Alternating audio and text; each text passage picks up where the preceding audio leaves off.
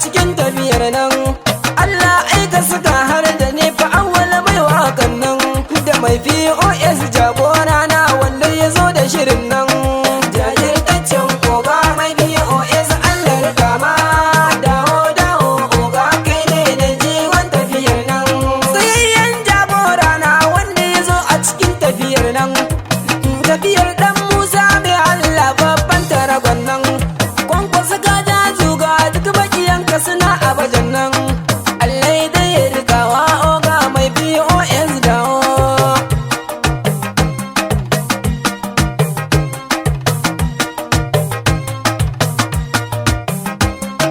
Ga kwamirat gwarzo na Abdulsalamu na ce da shirin nan, yau tafiyar ai ta haɗu kirti babu ruwanmu da wancan.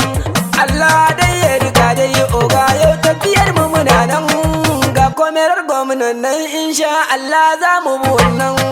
Jajirtaccen oga mai POS Allah rika ma, dawo dawo oga kai ne da jigon tafiyar nan.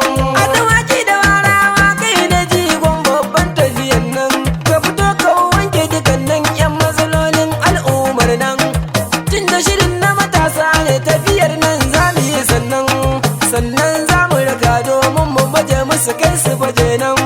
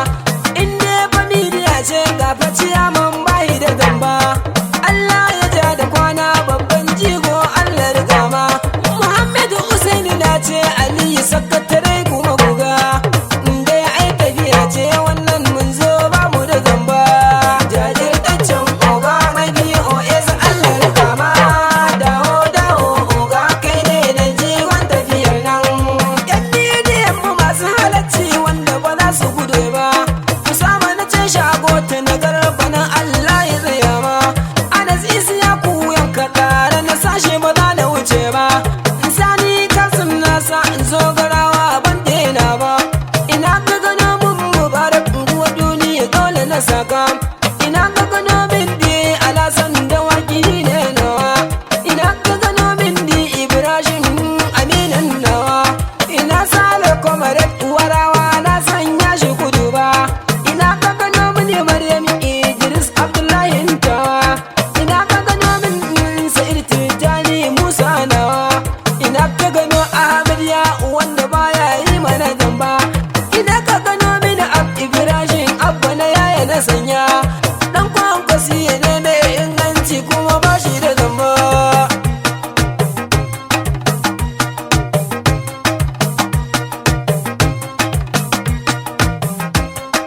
Mai BOS ya dawo da shirin tafiyar ka irin nan. Na kwankwasa jazu gane babban jirgi ai taragon nan. Allah ya rika maka oga RM ka zamto taragon nan.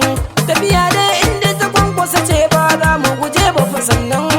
Babban jirgi oga dan Musa Allah ya rika nan. Jajirtaccen oga mai BOS Allah rika ma. Dawo dawo oga kai ne da jigon tafiyar nan. Ni ne waƙar awal shine yayyo kun waƙar nan. Awal emza kuwa ne ni ne nan ba mawaƙi sannan. In dai waka ce ba ni dai in na zo da shirin nan. Ko wacce waka ce zan maka ba na shayin wannan.